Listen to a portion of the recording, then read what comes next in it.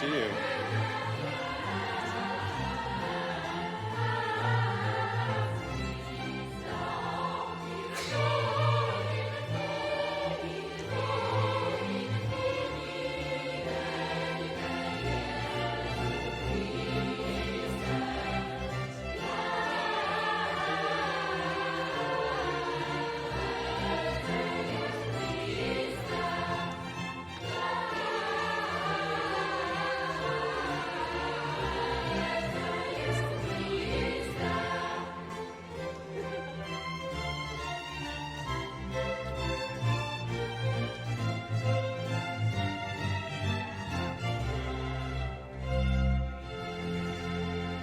Now we're kind of take a step back, and so I'm working with the Office of Innovation to.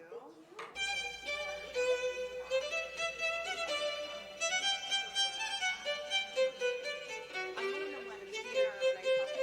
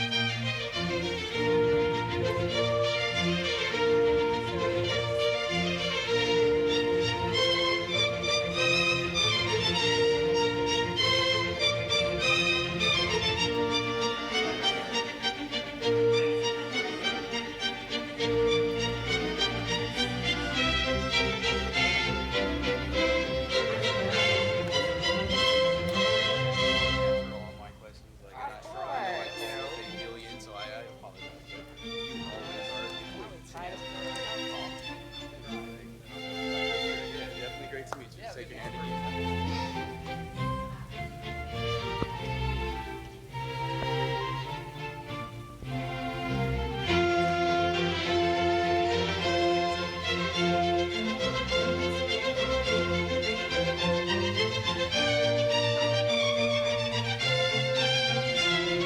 Hello. Hello, everyone.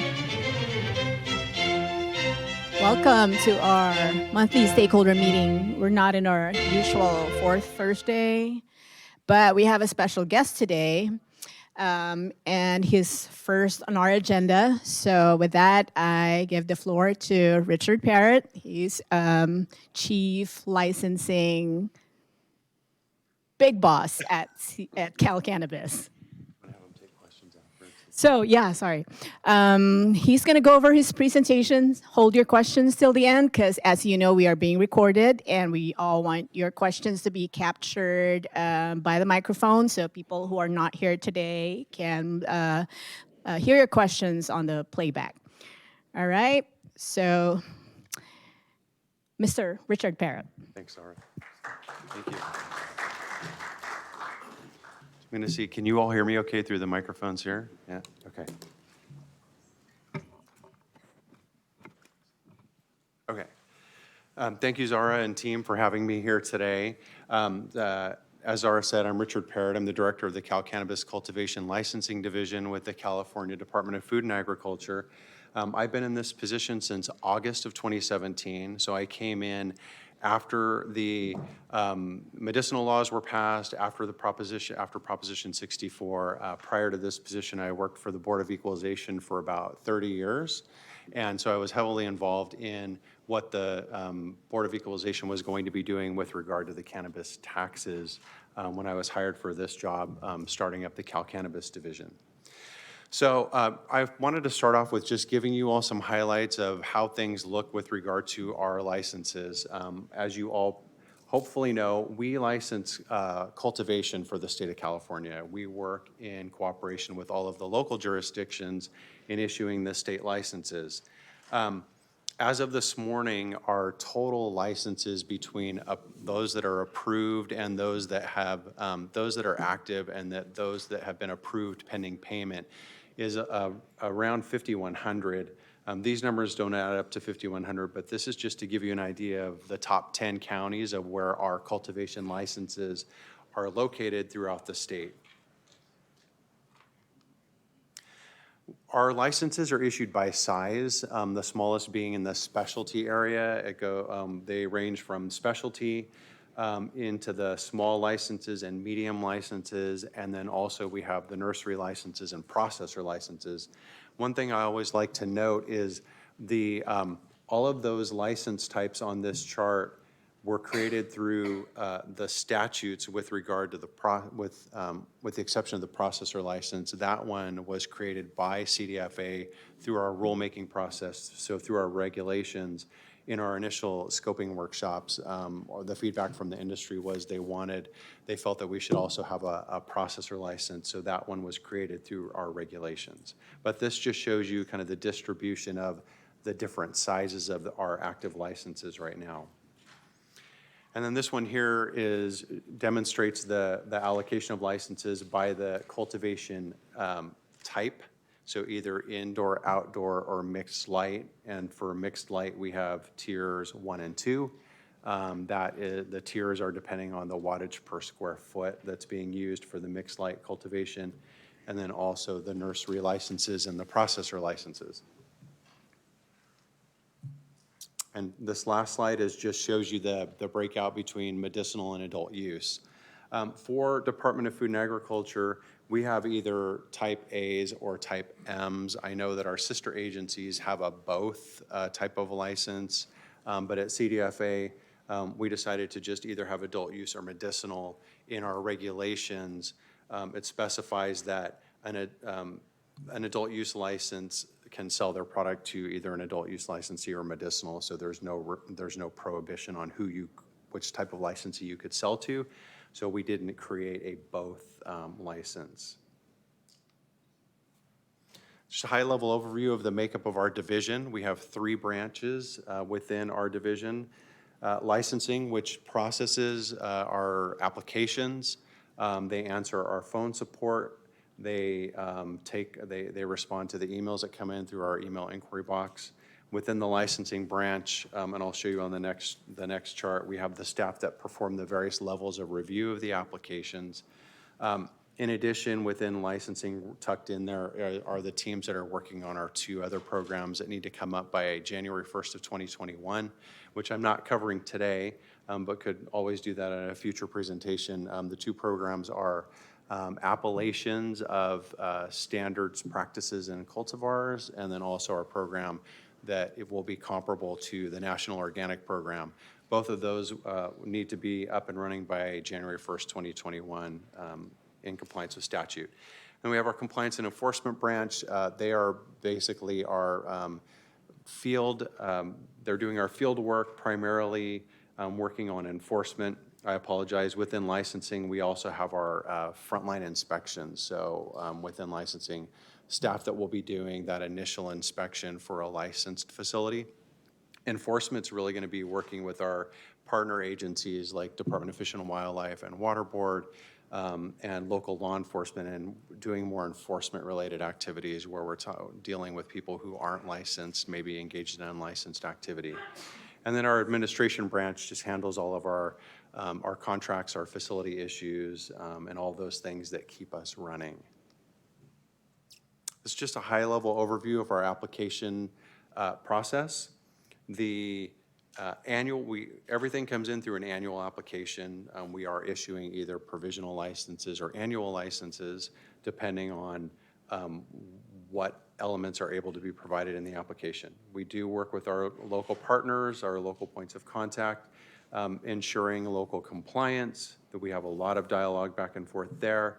Then the application goes through an administrative review, which is essentially looking at business formation documents, background check, a bunch of other supplemental documents that come with the application, and then our scientific review, which is really reviewing the environmental protection measures that are part of that application, looking at the cultivation plan, the pesticide storage areas, everything that's on that diagram, where the cannabis waste will be managed, any processing areas, things like that. That's all done in our science review. And then the license is issued after all of our reviews are done.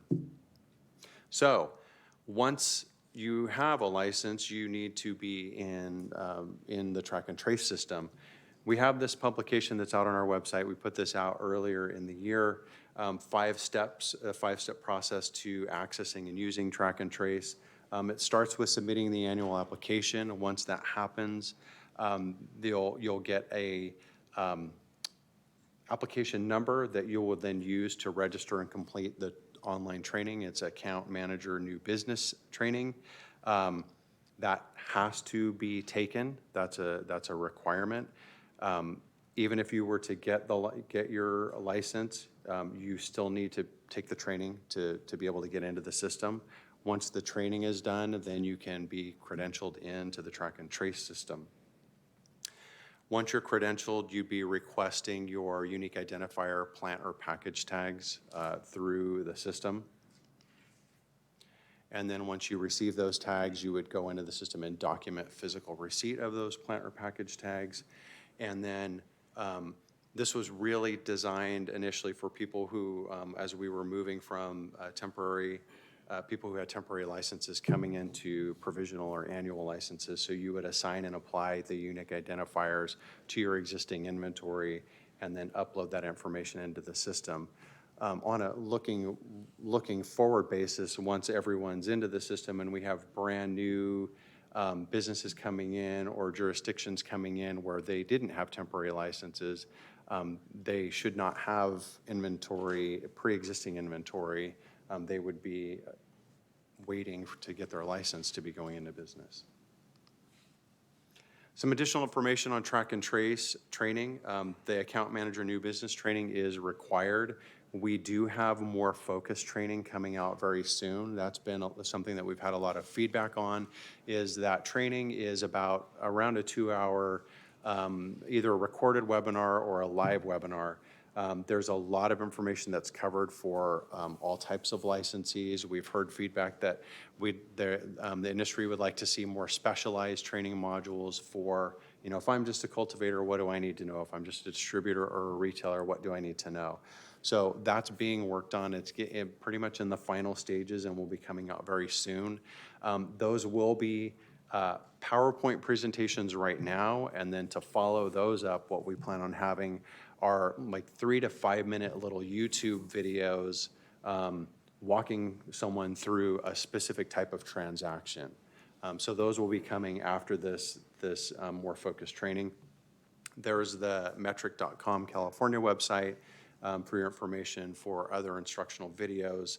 On there too, we also have third-party vendor API training, which is also a recorded webinar. Those are for people that have businesses with software solutions that are interacting with the metric system.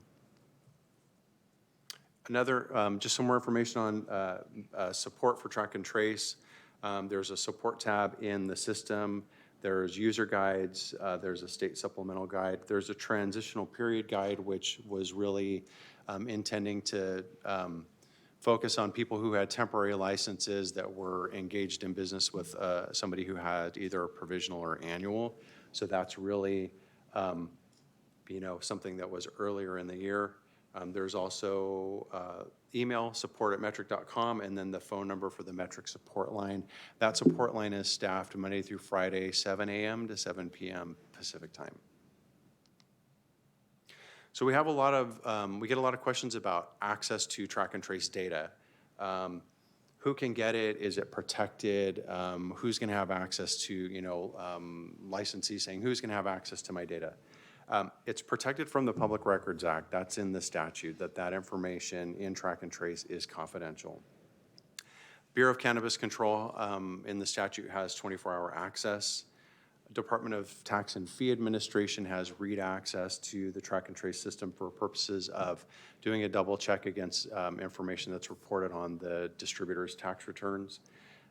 Every licensing authority has access to that data. We have memorandums of understanding between all of us for data sharing. So we all do have access to track and trace data as well. This is a statute, kind of a little excerpt from the statute, that it's shall not be disclosed pursuant to Public Records Act.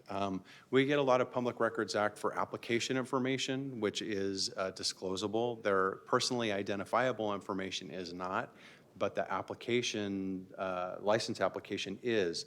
But the statute was very clear that track and trace information is confidential. That's to prevent someone from making a Public Records Act request and knowing who has the highest volume of product in any given location. But there are provisions in there, authorized employees of a state, city, county, or city and county to perform their official duties pursuant to a local ordinance. So our local partners do have authority under the statute to access the data, and law enforcement does as well. So for state and local agency access, we have some provisions in place. We've been working on kind of a model memorandum of understanding for our local jurisdictions, the cities and counties. We're just about done with that, and we'll be, we're hopefully going to be piloting with some local jurisdictions soon on providing track and trace reports to them. So the local agencies are going to find that very useful in helping enforce their local ordinances as well. So, Zara had asked me about this and wanted me to make sure I covered this. What happens if you don't? What happens if you have a license and you're not using track and trace, or you're not compliant, and something happens to your license? So starting off, you are required as a provisional or annual license holder, you are required to use a track and trace system. Failure to use that system could result in the suspension or loss of licensing privileges. So it's very important, if you have your provisional or annual license, you should have taken your training, you should get credentialed. Maybe about a month and a half ago, all three agencies sent notices out to license holders that hadn't yet credentialed and put them on notice that they were going to be suspended if they didn't get credentialed. Does anyone in here remember that happening a couple months ago?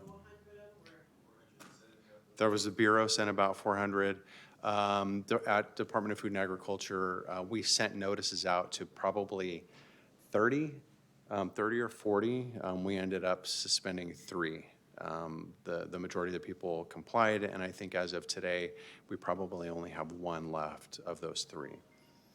The license, so if you are credentialed in the system and something happens to your license and it is suspended or revoked, the license status is going to change in our public search so that if somebody looked up your license, they would see that it's suspended or revoked. Your status in Metric would change to inactive, and you would not be able to log into Metric anymore.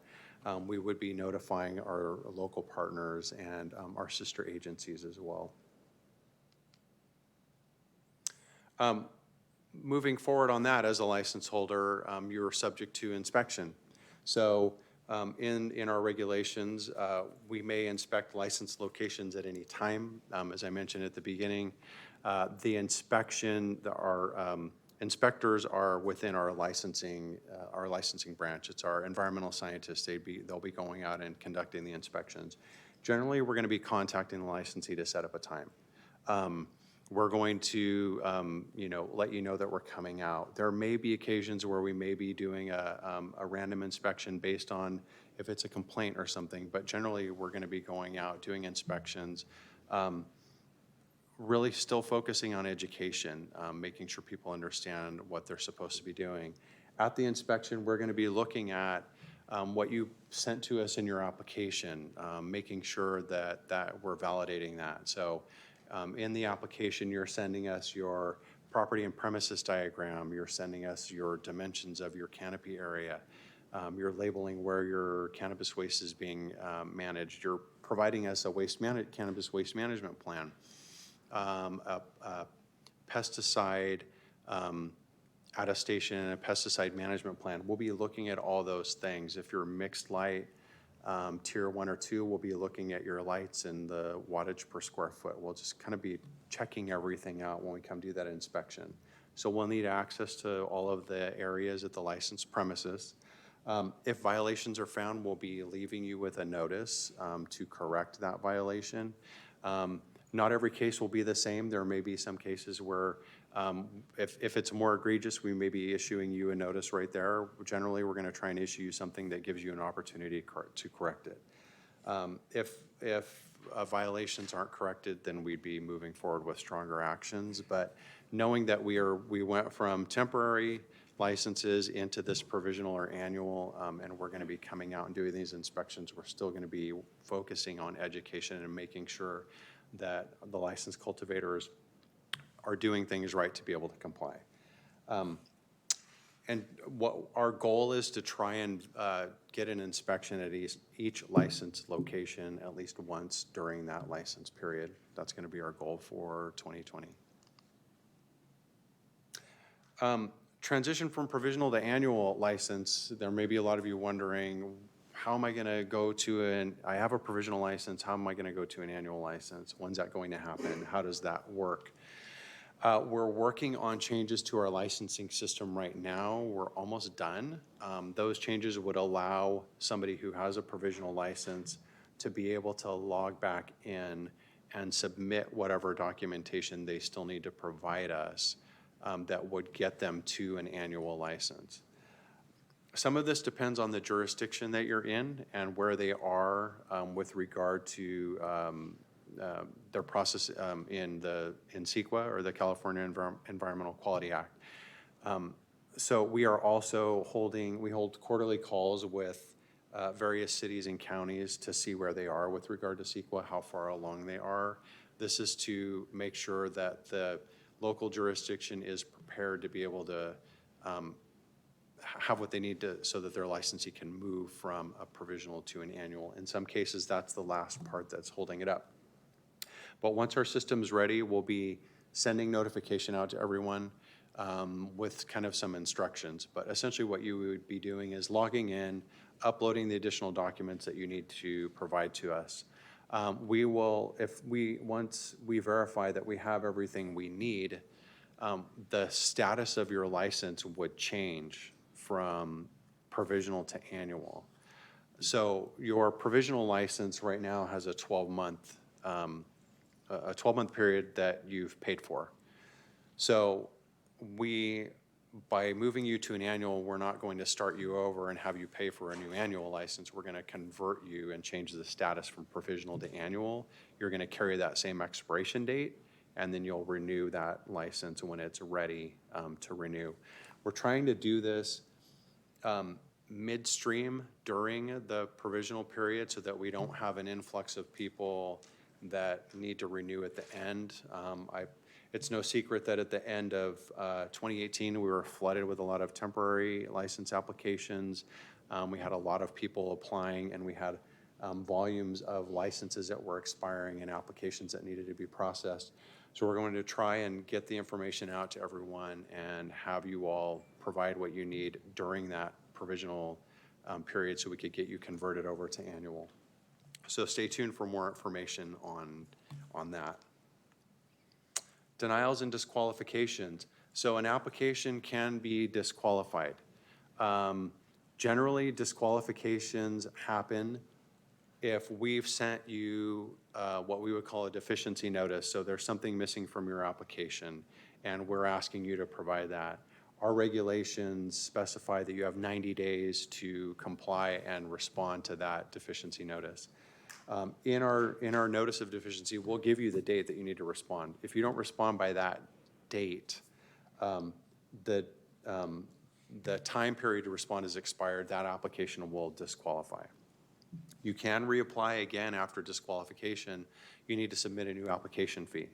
So if you do get a deficiency notice, it's very important to keep an eye on that date that you need to respond to us by. If you have questions, please engage with us, call us or email us and talk to us about what we've asked you to provide, and just have that dialogue with us. Denials are generally happening because of no approval at the local level. So if you don't have local approval, we'll end up denying the application. Same thing there, you can reapply after denial, but if you're not able to overcome the local approval, you can overcome a deficiency notice by providing that documentation. The denial, if it's based on local, not having local approval, that would be something you'd need to make sure that you're able to resolve if you're going to apply again. All right. On our website, there's our website information for you on our main page. We have a lot of information out there. You can search a license off the main page. It's up on the top right. You can sign up for our listserv, our email alerts. You can also sign up for weekly lists of licenses. We have a lot of people asking about, wanting to know who's got licenses. We have a listserv that people can sign up for as well. Lots of useful information out on our website. We're very active on social media as well. Sometimes it's really easy to get messaging out through Instagram, Facebook, or Twitter, so we'll use that as well. I think that covers everything that I wanted to cover, Zara. I've got time for questions, and I have brought a couple of my key staff members in case your questions get super technical. I may bring them up here with me, but. All right, raise your hands if you have any question. We'll come to you with a microphone. Yeah, we're recording, so everything needs to be in the microphones, please. I walked in when you said the adult license. It covers both adult use and medicinal use. What about the medicinal use? Is that just for medicinal? No, I'm sorry. So in our regulations, we have I don't know the section offhand, but there's language in there that says that there's no restriction on adult use or medicinal selling to medicinal or adult use. So using the terms A and M, A could sell to A or M could sell to A or M. Basically, there's no more designation. We don't have any restriction. And the reason we did that is when we were looking at that, the product, so at the cultivation level, there's no distinction between adult use and medicinal for the plant. It really happens at the kind of the finished product level, and just primarily in the manufactured products. So, yeah. Hello. The SB 34, which talks about the compassionate care programs, I think says that the program will go into effect when the CDFA updates the track and trace system or March 1st, 2020. Do you anticipate that it would be any time before March 1st, 2020? I don't, because there are a lot of other changes that are happening in the track and trace system. So it's probably going to be in March, by March of 2020. We actually have teams meeting on that right now, talking about all the changes that each agency may need in track and trace, but it'll be March. Yeah. You spoke on provisional licensing. Are you guys still giving those out? Yeah, sorry about that. So for provisional licenses, the statutory authority to issue provisional licenses sunsets in January of 2022. So we are still issuing provisional licenses. The statute gives us the authority to renew a provisional as well. But it's if that license holder is diligently pursuing what they need to for the annual license. So one of the things we'll be looking at when we're going to be renewing provisionals is where are you with CEQA, where are you with whatever process you're engaged in with your locals, and are you making strides to be able to get to an annual? But yeah, we are still issuing provisionals. Once you pay your annual fee, let's say I paid mine last month, November. I won't hear from you guys again until November 2020, right? So do you have an annual or provisional? Annual. An annual? So I've got my technical experts in case I get this wrong. So if you just got an annual, that license is good for 12 months. So you may hear from us for an inspection, but probably 90 days before your license is going to expire, you'll probably get something from us that says it's going to expire in 90 days. And we're trying to work on our system to identify if there's anything you need to give us, maybe that may have changed in your license during the last 12 months. But if everything looks good, you'll probably get something from us that says your license is going to expire in 90 days. You'll need to pay your renewal fee before a certain date so it can renew. And then you would go into the system once the fee is paid and your license would be renewed. So now when do I start getting information about track and trace? And that is, I get so many emails from people trying to sell me their metric systems. I don't need that, do I? I just need your track and trace. It depends on your business. Some businesses are using third-party software systems. You know, everyone has their own solution. If I But paid 20 grand, I want yours. you could go in and use the track and trace system. You would have received something when you submitted your application about taking the training. You should have taken the training, and then you should be getting credentialed. Gotcha. So once that happens, you should be actively using the system. If you have questions about that, I can give you my card afterward, but you could call the Metric helpline, but you should be credentialed, you should be using the system. And once you have your credentials and you're logged in, you have access to a lot of information, user guides and other things. And so I supply my own barcodes, right? For Track and trace when, on the product. what do you mean barcode?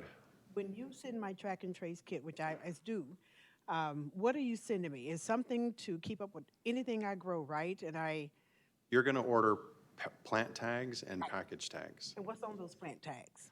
There are going to be a unique identifier number, your license number, and a couple other bits of information that will be on each individual tag. Gotcha. Yeah.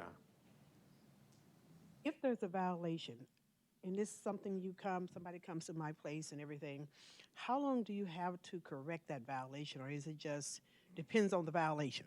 I think it's going to depend on the violation. I don't know if I have a specific time frame, but yeah, I'll have to. I know that every case is going to be different, but generally I'm going to say like maybe 30 days, 60 days to correct a violation. I'm looking back at my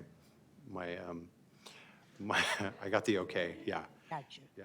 And so with track and trace, once I get it, how long do I have? 2 weeks, a week to get it in the system? So our regulations give you so many days to order tags once you're credentialed. What I would say is don't delay, get in and get credentialed and order your tags. We're looking at our regulations right now about, I don't know that they necessarily give you a time frame to get credentialed, but what they say is once you're credentialed, you have 5 days to order your tags and then so many days to acknowledge receipt and then another so many days to affix those tags. But I would say, don't hesitate, don't delay. order your tags and, There won't be another cost added, right? For No. ordering the tags and so forth. no, the cost of the tags are included in the license fee. So why do people do third party? What's the point of that if you're paying these fees? So some people are using third-party systems to manage inventory and other things, and then that system interfaces with the metric system. Yeah, will interface with the track and trace system. And so the idea there is that if they're using a third-party system to manage point of sale and other things, they don't want to then have to go in and enter that same information into the metric system. So they'll use a third-party software so that that transaction happens and then it feeds that data into metric. And so you said you guys could walk up anytime to the building and come and do an inspection. How often will you be doing that? Because we got code enforcement that comes, you know. Yeah. Generally, we'll be contacting you to let you know we're going to come out and do the inspection. The instances of us going out and showing up would really be if there were some complaint of some sort of egregious activity. We may not want to say we've got a complaint, we're coming out. So generally, that's going to be like less common. Got you. Yeah. But it's an annual inspection for sure. So we're going to try and get out there if we can once during that 12 months just to do the inspection. You're looking for just to make sure there are no violations and Yeah. got you. Yep. Okay. Hi, I have a question. I apologize for putting you on the spot in advance. It was recently announced that CDFA has increased taxes for the, per plant and so Not forth. us. CDTFA. CDCFA. My old job. So, and I can't talk about taxes because I don't work there anymore. Sorry, that's Department of Tax and Fee Administration. Okay, so it's over there that they've made that decision. There was, yeah, and I did see the notification that came out that there were two things I think that changed. One was an increase in the markup rate, right, that they calculate, and Right. the other was an adjustment in the tax rates due to inflation or something like that. But that was Department of Tax and Fee Administration. Okay, well, And as a former employee, I was told I can't talk about taxes at a speaking event. So, sorry. okay, thank you very much. bet. Anybody else have any questions?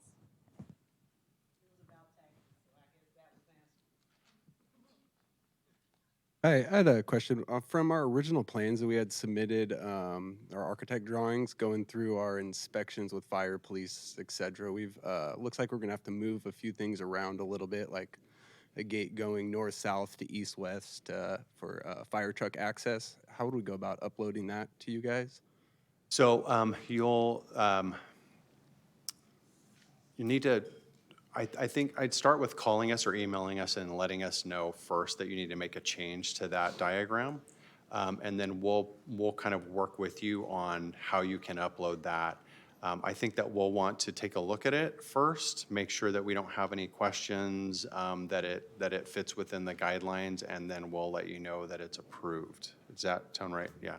So call us or email us, or I can give you our contact information after this. But definitely, contact us and let us know what happened and why, and then we'll work with you on uploading the updated information. Thank you. Okay. Yep. Can you change your business name without resubmitting an application if the entity doesn't change and the owners don't change? That's a good question. I don't know if, can we? What's that? Yeah.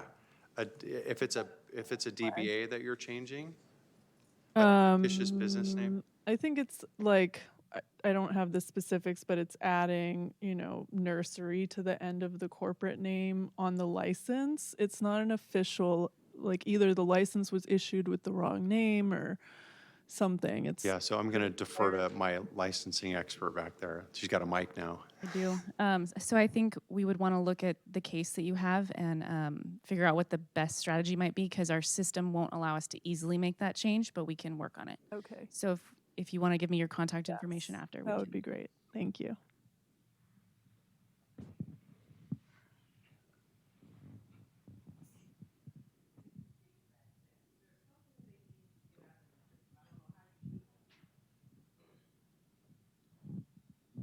When I first started in the spring of 2017, you had to be a nonprofit.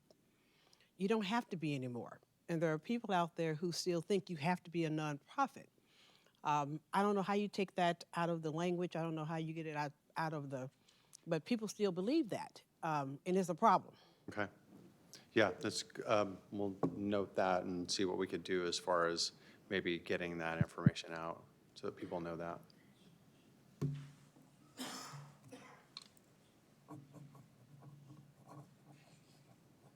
Anyone else?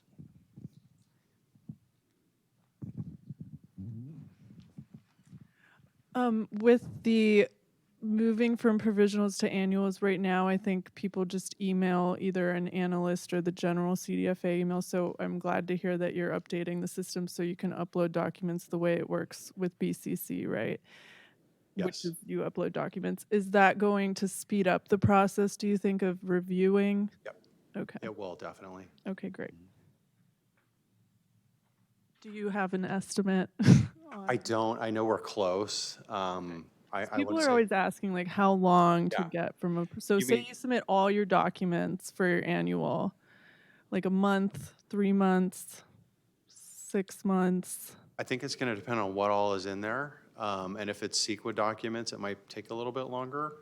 If it were other, other documents that aren't as complex as a CEQA document, it might be much faster. But I can't, without really seeing yet what's going to be coming in, I can't really tell you what the timeframes would be. Are you allowed to share how many analysts you have working there? What's that? How many analysts work at Cal Cannabis? As far as what, scientists or? The application review, or maybe both, or total. Yeah, so our licensing branch is around 65 staff in total. There's a segment of that are analysts that are doing the admin review, and then another portion that are scientists, and then other support staff. And then what do you know the application load for each? I don't have that offhand, but that's something we could get to you. Thank you. Yep.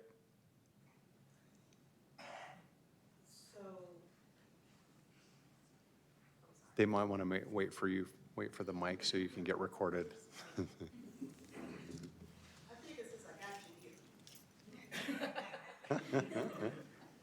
Put you to good use. So now, I'm sorry, we are going to start developing out my other side of my warehouse. And let's say when your persons call me, so we just want to come in, do a look-see, walk around, and so forth. Let's say they see something they don't quite understand, because that's been a histrionics of this whole thing. They didn't understand. You have to explain it to them, then you have to re-explain some things. They can't bother me about the other side of my facility that has been completely approved and so forth and so on. They're not there to bother me about what I'm developing out. They're just there to see what I've already got going, correct? So when you say developing out, you mean you're building out, but you're not actively engaged No, not in active. business. But it'll be a floor plan, the whole thing. I'll be going through Yeah. it, the whole building permit. But we're working on something. But your person shows up and says, "Well, wait, now you got something going on over here," because it's a whole building. They cannot give me grief about the side that's already been approved, and we're functioning out of earning income, paying the taxes, so forth and so on. Yeah, so they would be looking at the side where you're actively engaged Right. in what we would call commercial cannabis activity and making sure that that's consistent with everything you provided in the application. If you have this other side that's empty, but you're building it out, they'll probably ask you. Yeah. But no, they won't be, they have nothing to measure that up against. As long as you don't have, plants growing in that other side where it looks like you're in business, and you tell them, well, I'm building this out because then I'm going to be submitting an application for this part Well, we can't when I'm really ready. start till we get the Yeah. building permit, but Yeah. but if they come, like I said, when I saw that whole part about them, they could show up anytime. I strongly suggest you call, but just in case you get a little rabbit in you want to show up, that's your business. But you won't get in. Yeah, so, yeah, and like I said, generally, showing up at unannounced is really would be more a complaint-based inspection where we have reason to believe that something egregious is going on, we would probably not want to call and give a heads up in that situation. But like I said, those are going to be rare. Our other, the regular inspections are going to be us calling you, making sure that you're going to be there so we can come out and So me just getting started, clone the whole thing, go through track and trace. What is the timeline where you're expecting for me to, produce product, pay taxes? Do I have to report back to you guys at any level come spring or anything? No, you're not reporting. Taxes on whatever I can So, yeah. between now and March. So we're not, once again, with us not being a tax collection agency, we'll be going out doing the inspection and just really looking at what you provided in your application and making sure it's consistent with what you're doing. As far as that it's supposed yeah, to be. in the spaces, you don't have to report to us on any type of reporting form. The information that we will have about your business will come through track and trace. Gotcha. Yeah. Okay.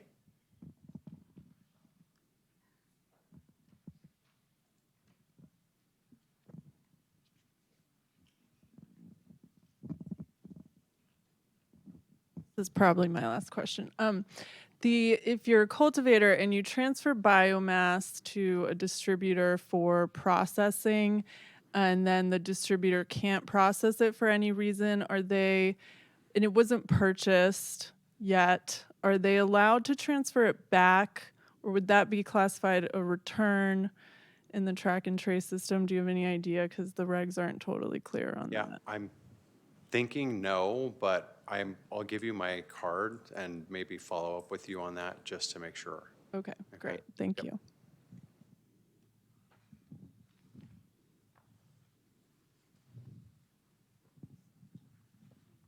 Going once. Twice. Alrighty.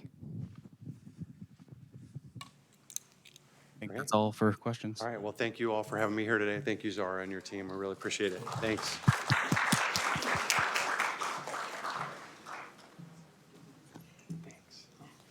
Thanks for having me here. Thank you so much. Thank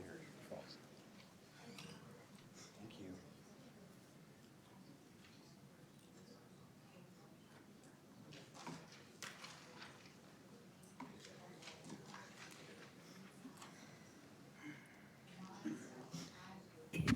Okay, part two. So we have our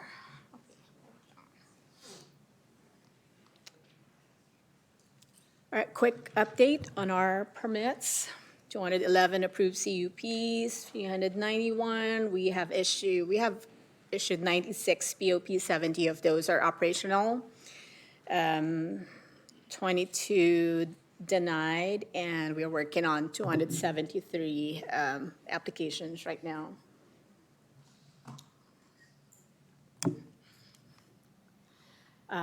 Nick will take the next couple of slides.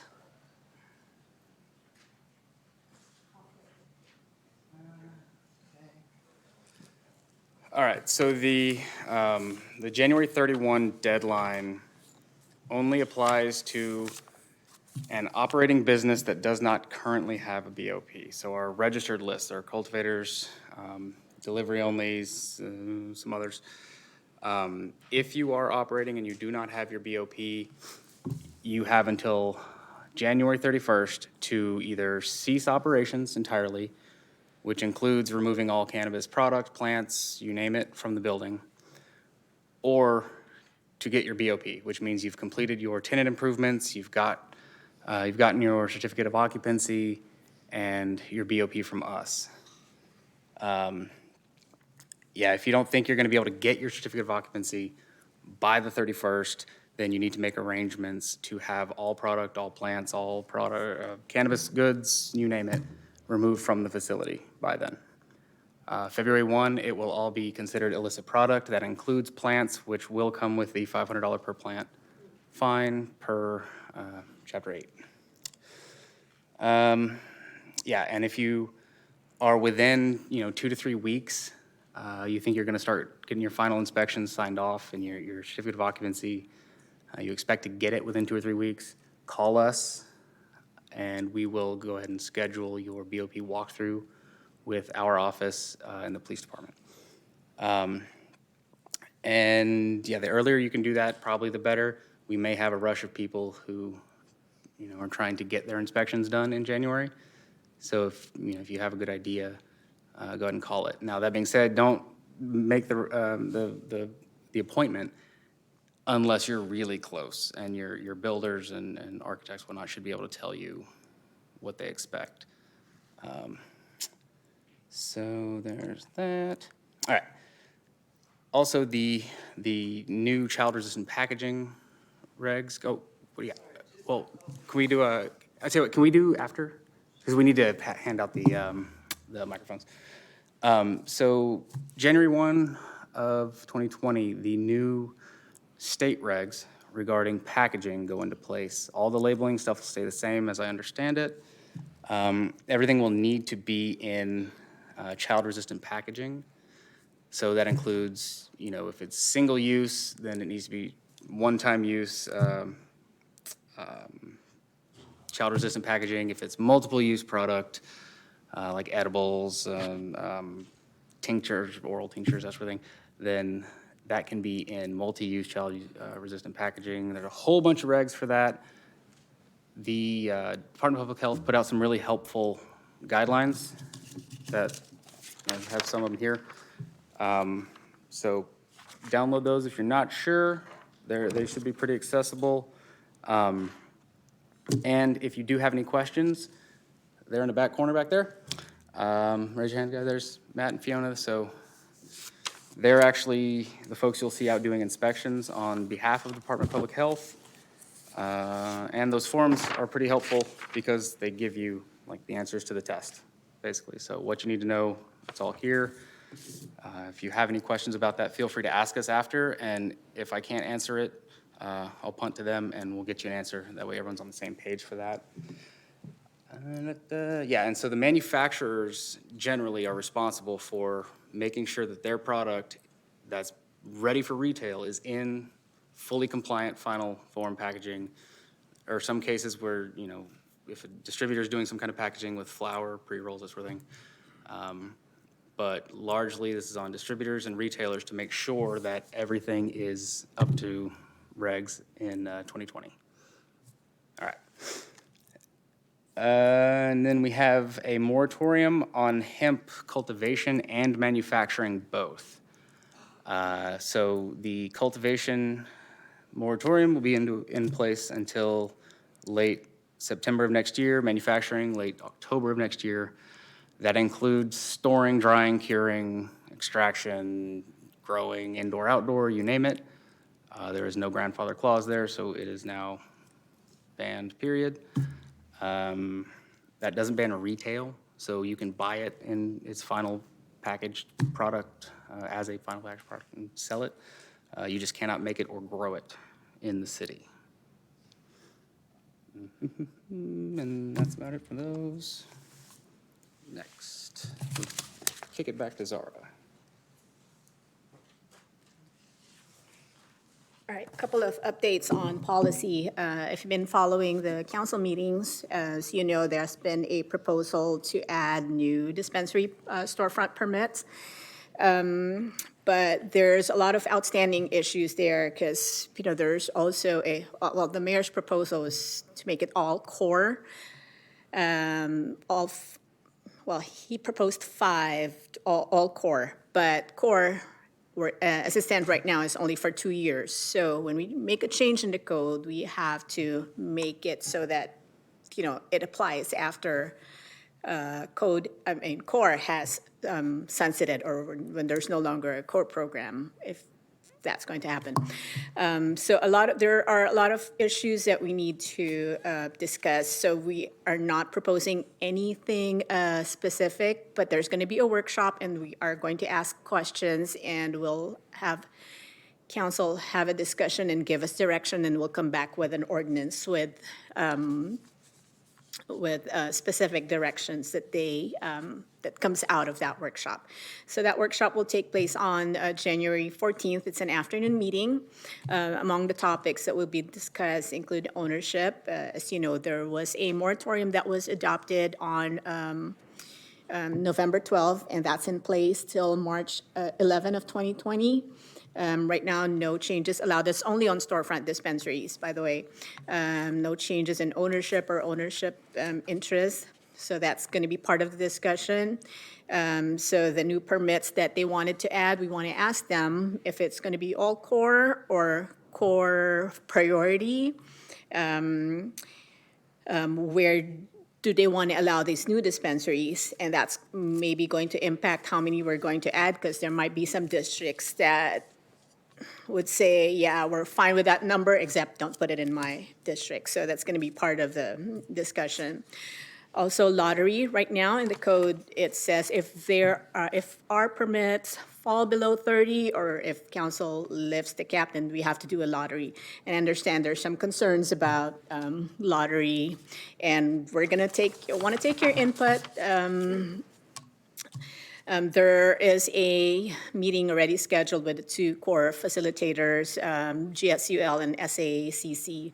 So you can either give them your input, we are meeting with them, or you can send us an email. Email address is on there, cannabis@cityofsacramento.org, and you can put on the subject line, proposed use of BCC grant funds. That's one of the topics that we are also going to discuss as we accept the grant funds that we receive from BCC.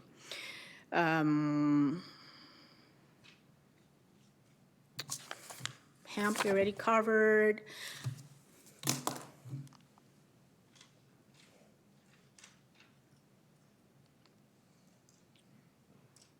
Yeah, there's the email address, cannabis@cityofsacramento.org. On the 17th of December, we have an item going before Lawn Ledge. It's cleanup of Title V, no big policy changes. It's a bunch of items that council approved here and there, but still not in the code, or things that are now obsolete, like, the requirement to operate as a collective or a cooperative, which, as we know, already went away early this year. A requirement to maintain patients' records.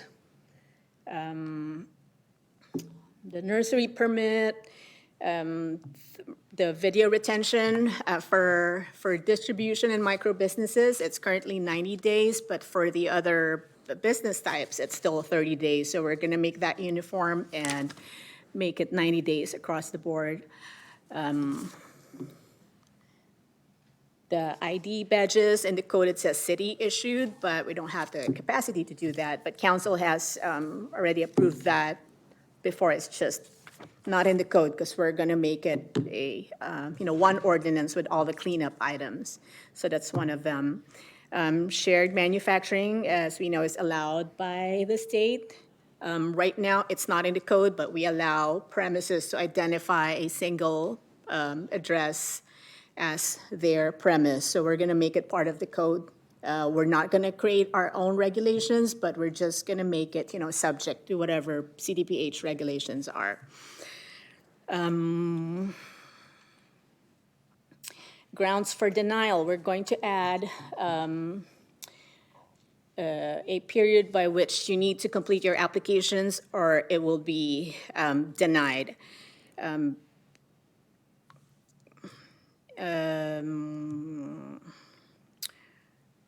Right, so 180 days from submission. And right now, if you are denied, you are eligible for a reconsideration hearing. But we are also going to make that available if you are a permit holder and your permit is suspended or revoked. Right now the process is you go straight to appeal, but we're going to add a reconsideration hearing. So when you get a suspension notice or a revocation notice, then you are entitled to a reconsideration hearing before you pay the appeal fee and go through the appeal process. Oh, that's all we have. So, questions?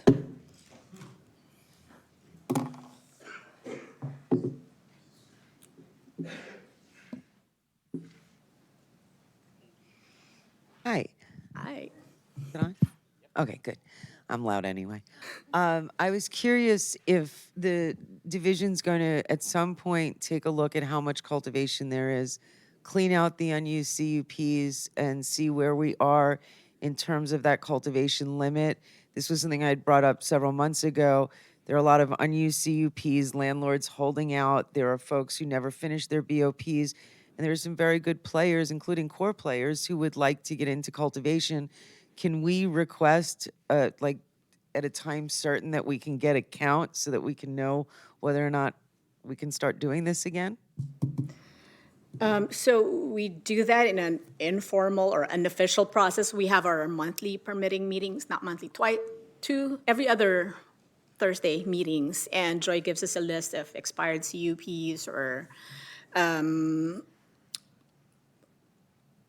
the cap is also the cap is already on the website, so we know how close we are to that 2.5. But as far as expired CUPs, do we have an existing list?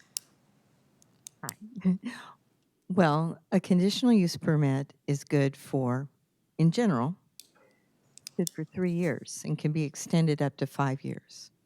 In the southeast area, some of the permits were given a year to establish the use, but that's a condition of approval. And so if people come in before that year and request for that time to be extended, that time can be extended. You also have to remember, the use permit isn't associated with a particular business necessarily. It goes with the land. So if that site has a cultivation permit and it has a set of conditions associated with it, and the original person who was going to move in there doesn't move in there, somebody else can move in there because so it could have started out with one person potentially moving in there, the owner having it, that person going away, the owner extending the permit, and another person coming in.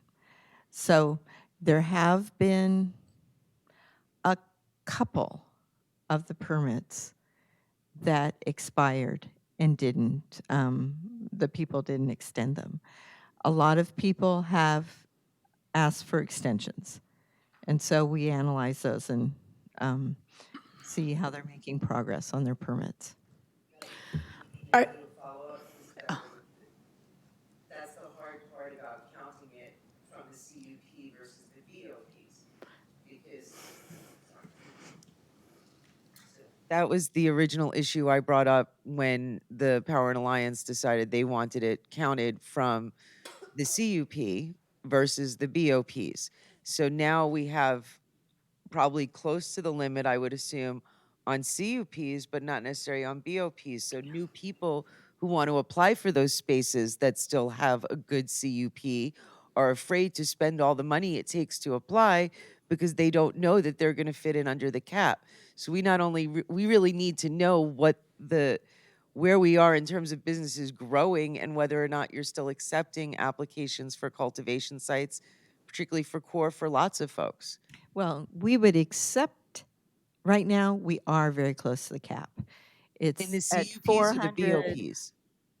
in CUPs. Right. It That's is- why we need a BOP count. So it's not your department. It's it's Yeah, not planning. but that's going to stay. So when we get at 2.5, we're going to tell you, don't submit because you're going to get denied because we can't make the finding.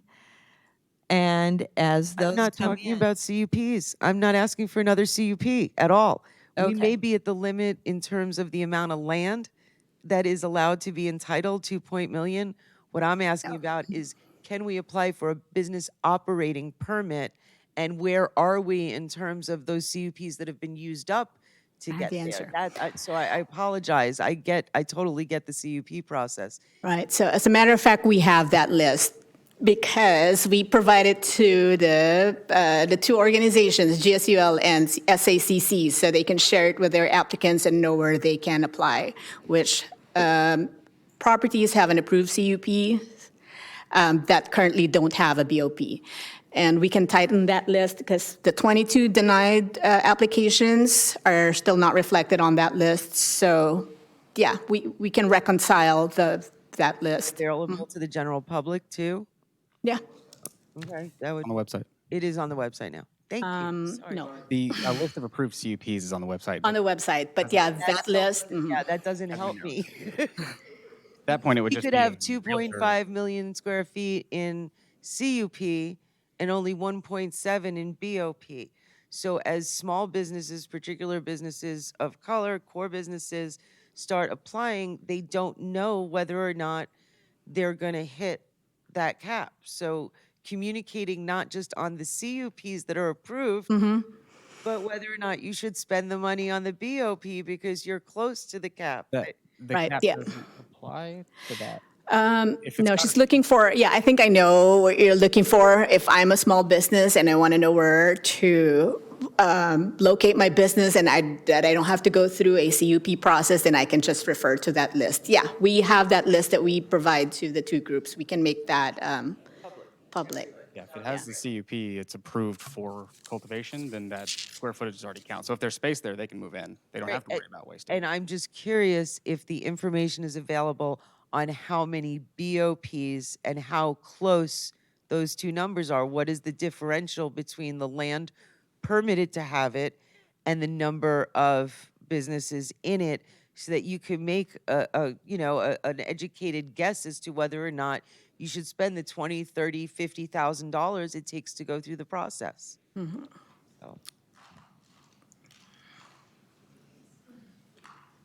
So I had just a few questions regarding the January 14th meeting. Is that the 2 o'clock? Is that on the 2 o'clock schedule? Yes. And has the city council, I was at the last meeting, have they set the additional possibilities of only 5 additional core dispensaries, or is that up? No, that's one of the topics that will be covered in that workshop. And then final question, and I'll give up the mic. How do the core participants or those actual on-the-ground stakeholders have a say in some of these policy issues? So there are 2 ways. Like I said, we have a meeting set up with it. We have 2 facilitators that are running the program on the city's behalf. You can either communicate through them, or you can give us your input. And we will make sure that we take those into consideration as we draft the materials for the workshop. Oh, yeah, it's open to the public. It's a council meeting, yes. Information we would like. Right, but if there's something that you want us to consider to be added to the staff report, or some data that you want us to take into consideration, do that before the meeting. But yes, the meeting is open to the public, and you're more than welcome to address the council.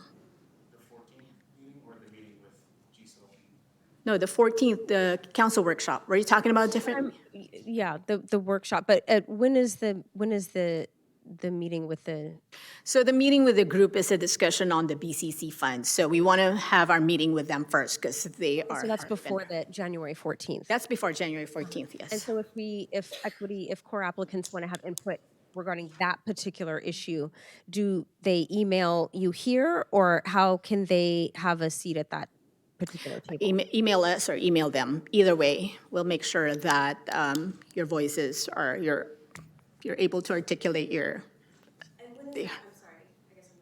When is that meeting taking place, so that like we can notify those core applicants of like, here's what, your input needs to be emailed or provided by such and such date, so that those issues and concerns can be considered? Is it the 20th? December 20th, yes. My question was basically on the same thing, so thank you, Tiffany. I was just wondering if there is any way for the workshop specifically, when discussing the opening of the new dispensaries, that we're adequately able to plan our businesses and be able to figure out the process in real time as the discussions are happening. Either it be recorded, something that we can listen to after so that we know what's going on, or if we would be able to perhaps extend the workshop in order to allow other people to attend that workshop. Yeah, so that workshop is, there's no ordinance that's going to be adopted on January 14th. It's a discussion with council. Well, it's basically an opportunity for them to have a discussion, and then they tell us what they want the ordinance to look like, and they will probably come back in February or March with whatever direction they give us from the dais. So that's your opportunity to bring your ideas to talk to your council member, basically. And I remember at the last City Hall meeting, the mayor was saying, he was talking with Lainey Milstein, that he wanted to bring this discussion before January. Did it just get pushed till after? Because I know that meeting, he said that 14th meeting was supposed to be before January, per his words. So I just We only have one meeting left in December. Okay. What's today, the 5th? Yeah, there's only one meeting. The 10th is the only remaining meeting in December. I just asking because I just want to have some sense of urgency for all this, because we are, being a core program graduate, it's expending resources that we financially really don't have to get ready for this lottery process. Right. Of course, it's tantalizing to hit the idea, and we just want to make sure we kind of express our concerns and know, like she said, real time, so we can adjust with what we're doing. Right, and we understand. We got homeworks right away after that council meeting. Staff sat down, and we all have stuff that we are working on in preparation for January 14th. So don't wait till you're too close, because report is due in Legistar 19 days before. So if you can bring your suggestions or whatnot sooner than versus later, that would be fantastic. And as a leader from the core program, I would like to know how I can have access to those conversations with the directors. Like I feel like we should also be including those conversations if we're able to, if that's the grant funds and things like that, which, as you know, I have a ton of comments and concerns based off those. So I would like to be real time speaking on those issues and with my core members, because the line of you guys talk to the directors and they kind of relay that information to us. That's why I still have to call the cannabis management to really kind of reconfirm that information so I know I can comprehend it fully. And I just want to, if we're there, I can explain it to my core classmates and cohorts a lot differently than a lot more relatable, I feel like. We will make that suggestion, but right now, I mean, we have the two groups that are supposed to be working with you. So we just want to make sure that you have your line of communication open with them before we, set up a meeting with all the stakeholders. And when you have the two facilitators, which is not to say that we cannot have a stakeholder meeting with core applicants. I just don't want what happened last time at City Hall, which we all, as Office of Cannabis Management and as core cohorts, we all looked very unorganized. And I just want to make sure that never happens again, because that is what is stifling our industry.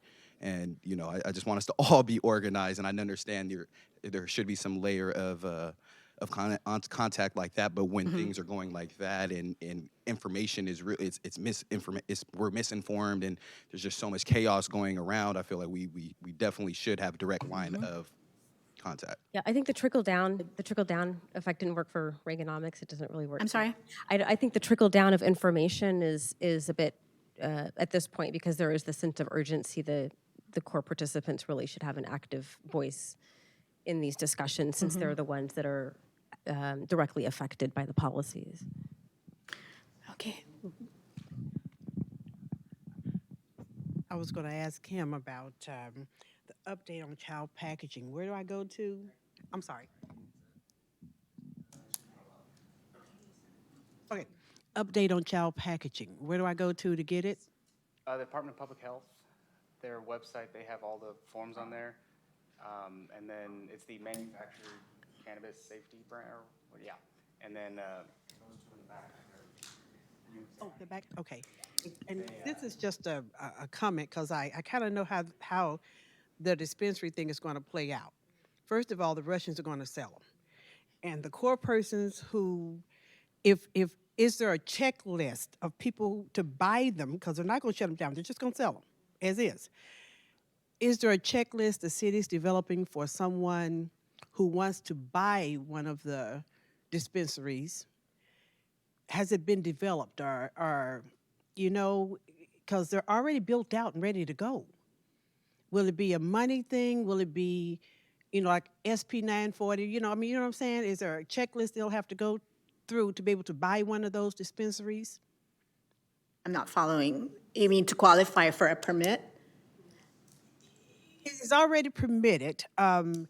You got to get yourself permitted, but you also, I'm trying to think of How you can buy an existing that's dispensary? what's going to happen.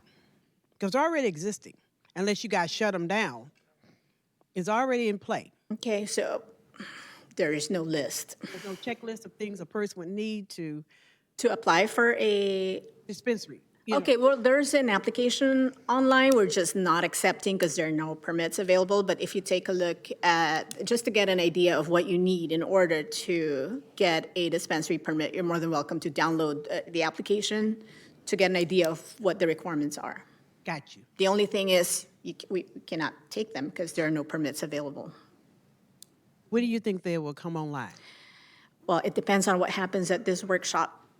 If the council decides to add whatever number and they say, let's make them all available now, then we will bring back an ordinance saying our dispensaries these are the number of dispensaries. Right now, cap is 30. And out of the 9 that went to, who chooses the 5 out of the 9 to put back into the pot? So the 5, the number, I'm assuming 5 came from the proposal from the mayor. Are we talking about the same thing? Yes. The 5 additional, it's not. It's an additional. These are it's additional not- permits. So we're not going to. Oh, so you moved it up to 35. It's going to be 35 if that's the number that they choose to go with. Okay, but how do we spank the Russians for getting 9 of them in the same family?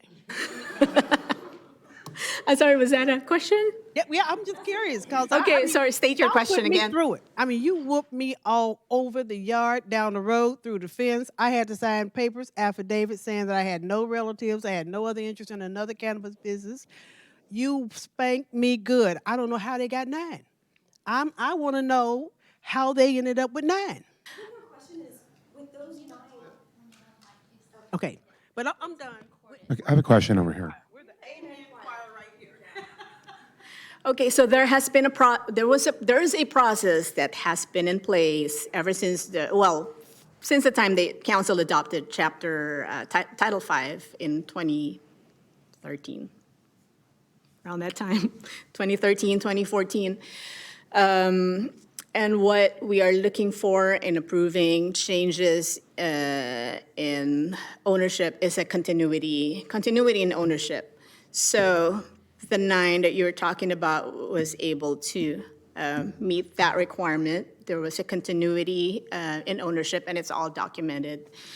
And that's how they ended up acquiring. The owners stayed. They added people. The same people are still on there. There's a continuity. There was no break in the ownership.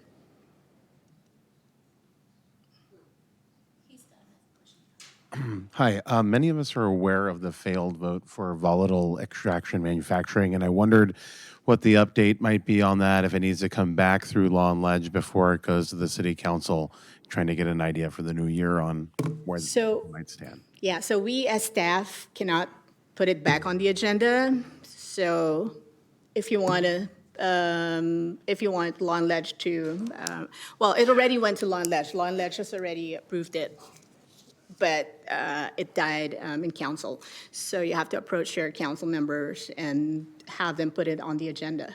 We can't. That's put it been on the done, agenda. so I was just Yeah. curious. Okay, thank you. Not right now. I mean, not at the moment, because the ordinance died in council during PFP. Going back to the reconsideration hearings and the appeal board, and if you get a BOP denied, then what's the process after if you guys rescind it on the reconsideration hearing, or if you win in an appeal? What's the process after that? Sorry, your question was after you've done your That a reconsideration. BOP was denied, and you go to your reconsideration hearing, and then you guys rescind the denial. What would be the next process in that BOP? Does that get reinstated, and then you just continue on, and then you're going to send something to the state saying that it was rescinded? So if it's been rescinded, that means the denial doesn't stand. Correct. So then you guys send out notification to the state, or what's your guys' process after that? Or if someone was to win their appeal, what's the Yes, process? yeah, then we will notify the state. Within how many days? We do it, well, we've never done it because there's not been a rescission. I've had one rescinded.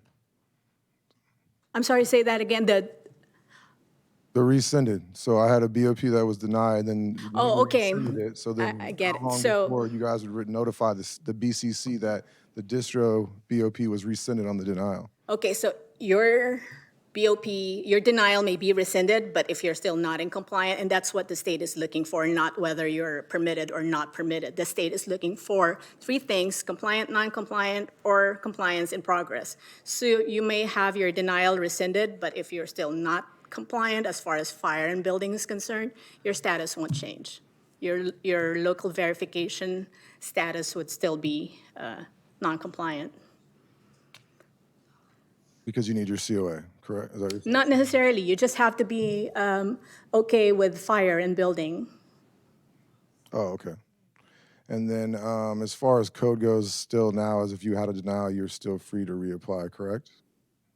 If you are denied, If you if had a you, denial, which is not a revocation, you can reapply for a new BOP? right now, there's nothing in the code precluding anyone who's been denied to reapply. Okay, thank you. Well, regarding the January 31st deadline, if we expect to get our C of A, say, January 29th, what you were saying earlier is we should do the OCM walkthrough before that? Okay. Yeah. So within, when you expect to get your certificate of occupancy, 2 or 3 weeks before that, reach out to us so we can schedule it. Because if you don't have your BOP, which that's what's contingent on this whole thing, which requires our walkthrough and PD and our office being okay, then January 31, you have to shut down. Yeah. Got it. Understood. And then, so C of A, OCM, and the police department do their walkthrough. How long after that do we expect to see the? So if you don't have any corrections, so operationally you're fine. Our code officers say operations are great. You have all your security system installed. It's all up to what the police department expects. If they have no corrections, or if the corrections are minor and you get them done quickly, it shouldn't. Yeah, we've seen it, issued next day. It just depends on if you have an outstanding correction that PD would say you need to do before we issue. Or it could also be a condition that PD will let us issue and add a condition on the BOP. So we will work with you, but just give yourself plenty of time and give us enough time. There's going to be a huge volume of walkthroughs taking place in January because, as we are approaching the deadline. So, yeah, keep us in the loop on your progress. Oh yeah, we're trying to get it done. Believe me. And then as part of the OCM PD walkthrough, are there because we haven't done that yet, what are you guys looking for during your walkthrough? So generally, it's a little bit more on the PD side that they want to see. They want to see that your security system is all the way installed. It's installed up to UL Extent 2 standards and also monitored by a company that is registered with UL. Apparently that's a hiccup we learned about this morning. They can look at the building and maybe some of the business owners here have experienced it and say, okay, I need you to add something in front of this window, or I need you to put a bars or something on that skylight, something like that. So it kind of depends, but for the most part, if your building has that UL Extent 2 certificate and monitored by the right people, as long as the floor plan is good for cannabis code, you should be good on our end. It depends on your business type. What are you? Cultivation. Okay. So are you doing distribution? No. Okay. We would just want to see that you have some sort of system for tracking inventory, just the bare basic. We want to see your signage. That's all in Title V. And for the most part, that's it. Everything else, it's pretty standard business, type stuff. I would just read through Title V, the Yeah, cultivation. I just wanted to check there weren't any surprises when we come down to the wire and we got No, something we have no intention of surprising anyone. Worst to worst, when you get closer, feel free to reach out to the office and we can read through the checklist if you want for you. Okay, and then kind of the last component of it, if we, is it just for C of A's or will you do a BOP on a temporary certificate, a TCO as well?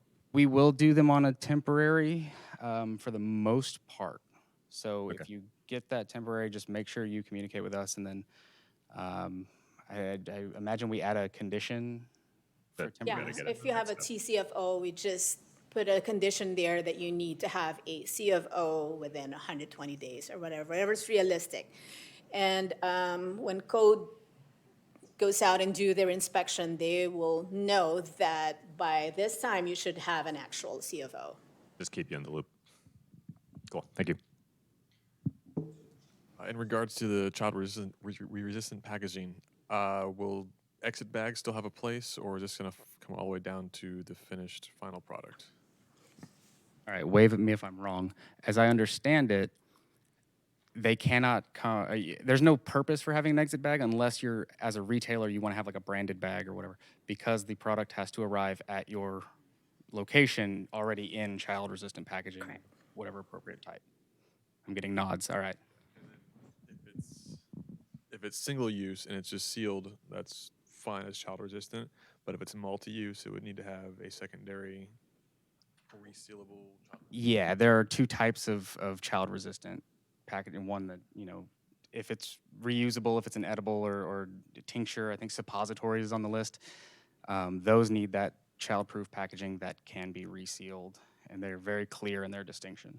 So, all right, pass the test. You've stated that you have a list of issued CUPs on your website. Is there a list of issued business operating permits that we can look at as well that are current? List of BOPs, we have dispensaries. The other permits, they're not listed on there. We know that all the information is public, but there has been a push actually to have those available in the website. But we have not landed at a final decision on that. There's some security concerns about having, your information out there, knowing that you have plans and you have cash on site. So there are two sides to that. Well, the CUP kind of provides that already anyway. Someone spent the money to cup the place. Chances are they're already doing some kind of business down there anyways. Yeah, you can make that assumption. Yeah, well, the reason why I'm asking is the lady, she left, but to her point is that if we had a list of CUPs and a list of BUPs, we could cross-reference that and find CUPs that don't have businesses operating in them and approach those places and try Yeah, to... that is the goal of that list. So, but to answer your question, just a list of operating businesses, we don't. We will take that list of approved CUPs and maybe put a yes or no, or add a column to there that say there's, no BOP application Yeah, just associated. something so we, instead of finding a needle in the haystack, we can actually approach landlords that have already said, hey, I kind of want this type of business and it's already been zoned for, but the original person had not moved in for whatever reason, lets us as core participants be able to take advantage of that easier. Right, yeah, we can, like I said, just add a column to that list, which we already do, and provide the list to the two facilitators, but not to get your hopes up, there's not a lot on that list, right? You won't. There could be some complications with that because one CUP might have one business. One CUP next door might have 12 businesses. Right. So you would have to reach out to Yeah, they would still have to do their homework as far as, the only information we can provide is whatever we are giving GSUL and SACC. Right. Is there can they reach out to this property owner for an available space. Yeah, no, I understand that you guys, worried about how it's going to get carried out. I guess the main notion I think that would be nice to accomplish is, as a core participant, the biggest issue right now is finding real estate. And That is we the biggest- understand that. That's why we provide them the list. Right. Yeah, it's just it's incomplete in that sense. It's like it's a long list, and there's no way to know if it's worth taking a look at that location or not. Because if it's already operating business in there, it's a dead end. But if there isn't, it could be a match made in heaven, where the landlord is like, man, I wish I had someone move in here, and I'm sitting over here, man, I wish I had a landlord that wanted me to move in there. Right. Yeah. Totally understand it. We have that list. We just have to make it, available to the public. Okay, so the question that I wanted to ask is, you have a manufacturing shared use. Is that a permit right now for just the manufacturing? Does that extend to like delivery or cultivation and so forth for shared manufacturing?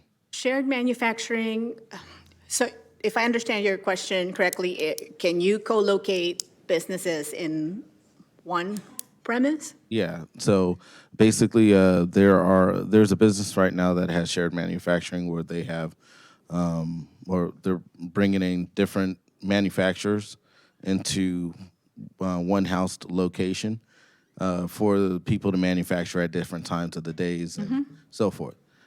Can that be the same with, the other permits such as No. cultivation, Yeah, manufacturing? no. Could you guys look into that? No, as because a- you have to have your own premise as far as the other businesses. Shared manufacturing per state law allows you to identify the same premise, you just have to work different schedules.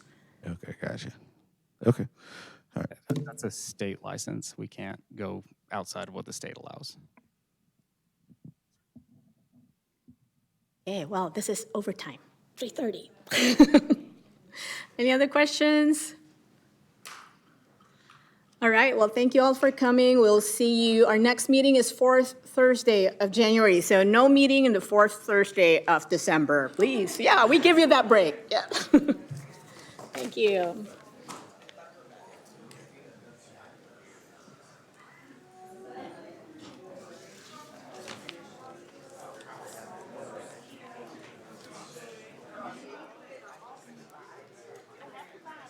Hi, Zoe.